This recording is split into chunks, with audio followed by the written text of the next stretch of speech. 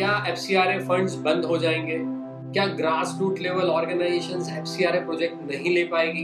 क्या आपके कार्यकर्ता को आप रीजनेबल सैलरी नहीं दे पाएंगे FCRA प्रोजेक्ट से?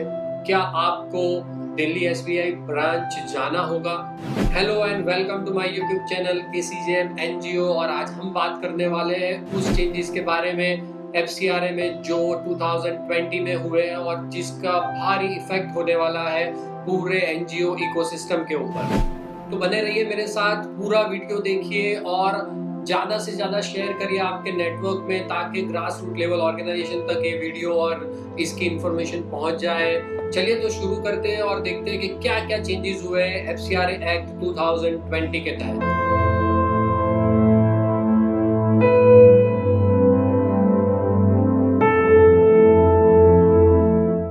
तो जो फर्स्ट चेंज है वो है सेक्शन 3 के तहत जो डेफिनेशन दी गई थी उन लोगों की जो FCRA फंड्स रिसीव नहीं कर सकते, जिसमें गवर्नमेंट एम्प्लॉइज थे, जिसमें पॉलिटिशियंस थे, जिसमें पॉलिटिकल पार्टीज आ रही थी, उसको चेंज करके उसमें ऐड कर दिया गया है पब्लिक सर्वेंट। कौन गिना जाएगा पब्लिक सर्वेंट? उसके लिए FCRA में बताया गया है कि हमको रिफर करना है IPC की कलम 21 में जो डेफिनेशन दी गई है। IPC की कलम 21 में इसकी बहुत लंबी डेफिनेशन दी गई है। मैं आपको सिंप्लीफाई करके बताता हूँ। हर एक वो शख्स जो गवर्नमेंट डिपार्टमेंट या गवर्नमेंट ओन कॉर्पोरेशन या कंपनी से कोई रेम्यूनरेशन या भुगतान प्राप्त कर रहे हैं, वो सारे प्रोफेशनल या वो सारे शख्स पब्लिक सर्वेंट गिने जाएंगे। आपको मैं एग्जांपल के तौर पर बता दूं, अगर कोई पब्लिक प्रोसिक्यूटर है जो गवर्नमेंट के बिहाफ पे केस लड़ रहा है और उसको फीस मिल रही है गवर्नमेंट या उसके कोई डिपार्टमेंट से, तो उसको पब्लिक सर्वेंट गिना जाएगा और उसको FCRA फंड लेने से अब पाबंदी है। हालांकि यहाँ एक कंफ्यूजन है कि क्या पब्लिक सर्वेंट बोर्ड मेंबर या ट्रस्टी बन सकते हैं किसी NGO में। तो जो मेरा इंटरप्रिटेशन है लॉ का, in my opinion, yes, a public servant can be a board member or a trustee, but आपको ये ध्यान रखना है कि आपके NGO से उनको किसी भी प्रकार का भुगतान ना हो, कोई सैलरी या मानदेय वो विड्रॉ ना करे, ये ध्यान में रखना। तो ये सबसे बड़ा चेंज है FCRA अमेंडमेंट में। सेक्शन 7 के तहत आप FCRA फंड अब किसी भी रजिस्टर्ड FC ऑर्गेनाइजेशन को भी नहीं दे सकते। Let me simplify for you. Section 7 पहले क्या था? पहले ये था कि कोई भी फंड FC ऑर्गेनाइजेशन को मिलता है तो वो किसी और FC रजिस्टर ऑर्गेनाइजेशन को ट्रांसफर कर सकती थी as a sub grant. Even FC register organisation sub grant दे सकते थे नॉन FC ऑर्गेनाइजेशन को विथ प्रायर अप्रूवल।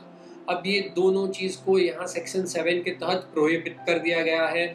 मतलब कि आप नेटवर्किंग नहीं कर सकते, आपको जो पैसा मिला हुआ है FC प्रोजेक्ट के लिए उसको आपको ही यूटिलाइज करना होगा, आपको खुद प्रोजेक्ट इंप्लीमेंट करना होगा। आप उस फंड को किसी और ऑर्गेनाइजेशन को ट्रांसफर नहीं कर सकते। इसकी क्या असर होने वाली है? मेरे हिसाब से जो ग्रास रूट लेवल ऑर्गेनाइजेशन है वो सबसे ज़्यादा अफेक्ट होंगे इस चेंजेस से, क्योंकि जो ग्रास रूट लेवल ऑर्गेनाइजेशन है ज़्यादातर उनको जो FC प्रोजेक्ट मिल रहे थे एज अ सेकेंड रेसिपिएंट मिल रहे थे, एज अ सब ग्रांट मिल रहे थे, उनकी इतनी रीच नहीं थी फॉरेन फंडिंग एजेंसी तक के डायरेक्ट प्रोजेक्ट लेकर के आए। वो सारा ख़त्म हो जाएगा तो उनके सर्वाइवल और एग्जिस्टेंस पे डेफिनेटली क्वेश्चन हो जाएगा। सेम वे जो मीडियम और लार्ज ऑर्गेनाइजेशन है जो ग्रास रूट लेवल पे काम नहीं कर रहे थे, उनको अब अपनी रीच बढ़ाकर ग्रास रूट लेवल पर भी डालनी होगी, कम्युनिटी से जुड़ना होगा, क्योंकि अब जो भी FC पैसा उनको मिलेगा उनको डायरेक्टली इम्प्लीमेंट करना होगा, डायरेक्टली प्रोजेक्ट रन करना होगा। वो पैसा किसी ग्रास रूट लेवल ऑर्गेनाइजेशन को ट्रांसफर नहीं कर पाएगी। जो सबसे इम्पोर्टेंट चेंज हुआ है सेक्शन 8 में जो अमेंडमेंट लेकर के आए हैं FCRA डिपार्टमेंट, जिसमें एडमिनिस्ट्रेटिव एक्सपेंस को 50% से घटाकर 20% कर दिया गया है। FCRA रूल 5 में एडमिनिस्ट्रेटिव एक्सपेंस की डेफिनेशन दी गई है। मेरे हिसाब से उस डेफिनेशन इतनी क्लियर नहीं है, हालांकि हमको उसी डेफिनेशन को लेकर के एडमिनिस्ट्रेटिव एक्सपेंस 20% तक रखने हैं। तो जो भी ऑर्गेनाइजेशन है उनके एडमिनिस्ट्रेटिव एक्सपेंस अब 20% से ज़्यादा नहीं कर पाएगी FCRA प्रोजेक्ट के तहत। तो आपको क्या तैयारी करनी चाहिए? मेरे हिसाब से आपको अपने ऑडिटर से बात करनी चाहिए, आपको एडमिनिस्ट्रेटिव एक्सपेंस की जो डेफिनेशन है उसको प्रॉपरली समझना चाहिए और लिटरल मीनिंग में उसको फॉलो करना चाहिए। आपको अपने बजट से लेकर के accounting, income expenditure, balance sheet, receipt payment और इवन यूटिलाइजेशन सर्टिफिकेट और एफसीआरए के जो एनुअल रिटर्न है, सब जगह जो एडमिनिस्ट्रेटिव एक्सपेंस दिखा रहे हैं उसमें समानता लानी होगी और कभी भी 20% क्रॉस नहीं करना होगा। तो ये सबसे कॉमेडी चेंज है। सेक्शन 12 और सेक्शन 17 में अब एफसीआरए डिपार्टमेंट ने बता दिया है कि हर ऑर्गेनाइजेशन को अपना मेन एफसीआरए अकाउंट एसबीआई की दिल्ली ब्रांच में ओपन करवाना होगा। आज के डिजिटल युग में खुद प्रधानमंत्री जी ने डिजिटल इंडिया का एक जो नारा दिया था उसके ऊपर एक क्वेश्चन करने वाली बात है, क्योंकि आप डिजिटल सिनारियो में किसी भी ऑर्गेनाइजेशन को दिल्ली ओपन करवाने के लिए बैंक अकाउंट कैसे बोल सकते हैं। हालांकि सेक्शन 17 में बहुत क्लियरली मेंशन किया गया है कि एफसीआरए डिपार्टमेंट इंस्ट्रक्शन देगी कि किस ऑर्गेनाइजेशन को दिल्ली की एसबीआई की किस ब्रांच में अकाउंट ओपन करवाना है, उसको नोटिफिकेशन के जरिए बताया जाएगा।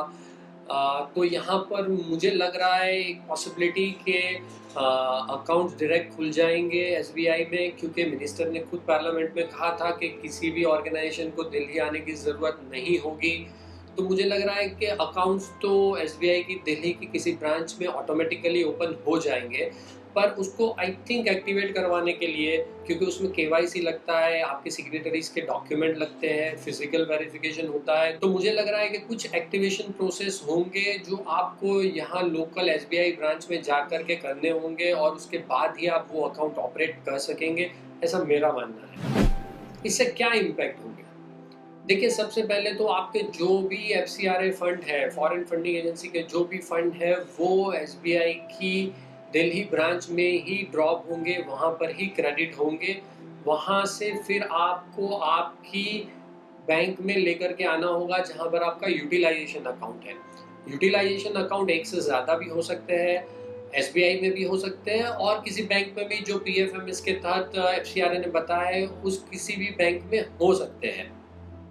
एज एन एनजीओ आपको क्या तैयारी करनी चाहिए? जो ऑर्गेनाइजेशन जिसको नेट बैंकिंग के बारे में पता नहीं है या नेट बैंकिंग से इतना यूज टू नहीं है, आपको थोड़ा वो सीखना होगा। ओटीपीज क्या होते हैं, user ID, password, checker maker, ये सब क्या चीज़ें होती है नेट बैंकिंग में, वो सीखना ज़रूरी होगा ताकि आप जो पैसा दिल्ली आया हुआ है एफसीआरए मेन अकाउंट में बैंक में, वहाँ से आपकी बैंक में इजीली ट्रांसफ़र कर पाए बिना किसी दिक्कत से, और ये ऑनलाइन में बहुत आसानी से हो जाएगा। हाँ, अगर एसबीआई दिल्ली की उस ब्रांच में अगर अलाउ कर रहे हैं नेट बैंकिंग एफसीआरए अकाउंट में तो ही। और एक जो इम्पोर्टेंट चेंज है वो है regarding renewal of FCRA. Section 16 को अमेंड करके उसमें ऐड कर दिया गया है कि at the time of renewal of certificate FCRA चाहे वो इंक्वायरी कर सकता है। तो पहले क्या था? पहले ये था कि अगर आपको रिन्यूअल करवाना है, आपका जो 5 इयर्स में करवाना होता है हर ऑर्गेनाइजेशन को, आपको एक FC3 रिन्यूअल का फॉर्म फाइल करना होता था और जो भी डॉक्यूमेंट्स या उसकी जो भी क्वेरी आती थी ऑनलाइन उसको फुलफिल करना होता था। उससे एक स्टेप आगे यहाँ पर अमेंड करके बताया गया है कि अगर एफसीआरए चाहे तो आपके ऑर्गेनाइजेशन को इंक्वायरी के लिए भी बुला सकती है, आईपी इंक्वायरी कर सकता है, जो भी डॉक्यूमेंट्स चाहे वो मंगवा सकती है फॉर द रिन्यूअल पर्पस। इससे क्या इम्पैक्ट होगा? इससे और भी डिफ़िकल्ट हो जाएगा रिन्यूअल करवाना एफसीआरए का, बहुत दिक्कत आने वाली है, बिकॉज़ जो ऑर्गेनाइजेशन राइट बेस्ड है या ऐसे कुछ काम कर रहे हैं उनको आईबी रिपोर्ट करेगा, उसके बाद उनके पॉजिटिव रिपोर्ट जाने के बाद ही रिन्यूअल मिलेगा। तो एक जो पूरा प्रोसीजर है वो और लंबा कर दिया गया बाय अमेंडिंग दिस सेक्शन। और एक जो चेंज है सेक्शन 12A को अमेंड करके किया गया है, जहां पर जो प्रायर अप्रूवल लिए हुए ऑर्गेनाइजेशन है उसको भी समरी इंक्वायरी करके एफसीआरए डिपार्टमेंट सस्पेंड कर सकती है, उनके फंड्स को फ्रीज कर सकती है। दूसरा जो एक चेंज है सेक्शन 13 में, जहां पर जो सस्पेंशन पीरियड है उसको 180 डेज से बढ़ा करके और 180 डेज मतलब के टोटल 360 डेज कर दिया गया है। मतलब कि अगर एनजीओ को सस्पेंड किया जा रहा है एफसीआरए से तो उसको 360 डेज ऑलमोस्ट 1 साल के लिए सस्पेंशन में FCRA डिपार्टमेंट रख सकते हैं। इसके इम्पैक्ट ये होंगे कि 1 साल के लिए अगर आपका सस्पेंशन बना रहा तो आपकी सारी FC प्रोजेक्ट की एक्टिविटी बंद हो जाएगी और वो फ्रीज कर दिया जाएगा। इस चेंज के तहत सेक्शन 14A एक अमेंड किया गया है, नया इंसर्ट किया गया है, जिसके तहत वॉलेंटरीली कोई भी अपना FCRA रजिस्ट्रेशन सरेंडर कर सकता है। पहले ये प्रावधान नहीं था, कंपलसरी कैंसिलेशन होता था, सस्पेंशन होता था, पर अब जो ऑर्गेनाइजेशन जिसके पास FC पैसा नहीं आ रहा है और उसको अपना FCRA सरेंडर करवाना है तो डेफिनेटली वो यहाँ पर इस सेक्शन के तहत करवा सकता है।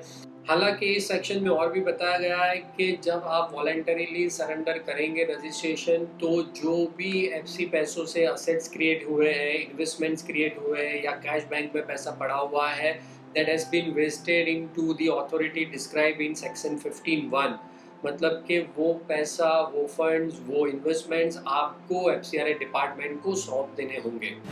तो दोस्तों ये FCRA एक्ट 2020 कब से इफेक्टिव होने वाला है?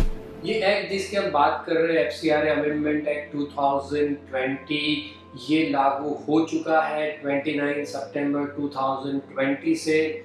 आप देख सकते हैं ऑफिशियल गेजेट में इसको नोटिफाई कर दिया गया है, मतलब कि अभी ये एक्ट बन चुका है। एज एन इमीडिएट इफेक्ट आप लोगों को क्या करना चाहिए? सबसे पहले जो लोग सेकंड रेसिपिएंट के तौर पर FC फंड्स ले रहे हैं उनको स्टॉप कर देना चाहिए। मतलब आप अपनी फंडिंग एजेंसी से बात करिए, जो भी सेकंड रेसिपिएंट से फंड ले रहा था immediately stop that fund. Do not accept any sub grant fund in your FC bank account. Second, check your books of accounts, check your administrative expense till 29 सितंबर, क्योंकि अगर वो 30-40% क्रॉस कर रहा है तो आपको मार्च तक बहुत कम एडमिनिस्ट्रेटिव एक्सपेंस करने होंगे। मेरा ये ओपिनियन है, मेरा ये मानना है कि फाइनेंशियल ईयर को कभी भी स्प्लिट नहीं किया जाएगा। मतलब कि जब आप FC रिटर्न फाइल करेंगे फाइनेंशियल ईयर 2021 का तो ओवरऑल एक्सपेंडिचर आपका 20% से कम रहना चाहिए, भले ही ये act in between the financial year declare किया गया हो फिर भी। थर्ड थिंग, प्लीज चेक आपके ऑर्गेनाइजेशन से किसी भी पब्लिक सर्वेंट को तो पेमेंट नहीं हो रहा है। अगर इस तरह का कोई पेमेंट पब्लिक सर्वेंट को हो रहा है तो प्लीज आप उसको बंद कर दीजिए, क्योंकि फ्रॉम 29 सितंबर से उसको भी प्रोहिबिट कर दिया गया है। हालांकि जो SBI में अकाउंट खुलवाने वाली बात थी उसके ऊपर अभी भी कोई क्लैरिफिकेशन नहीं आया हुआ है, तो रिलैक्स। तब तक आप अपना जो अभी बैंक अकाउंट है, मेन FCRA अकाउंट, उसको यूज कर सकते हैं, एक्सपेंडिचर स्पेंड कर सकते हैं। अभी नोटिफिकेशंस आएंगे या क्लैरिफिकेशंस आएगा FCRA डिपार्टमेंट से और उसमें फिर प्रोसीजर पता चलेगी कि SBI में कैसे अकाउंट ओपन करवाना है, कैसे उसको एक्टिवेट करना है वगैरह वगैरह। तो दोस्तों ये कुछ इंपॉर्टेंट चेंजेस थे जो मैंने आपको बताया। Please like, share and subscribe my YouTube channel किसी NGO, and thank you so much for watching and best of luck for this FCRA act.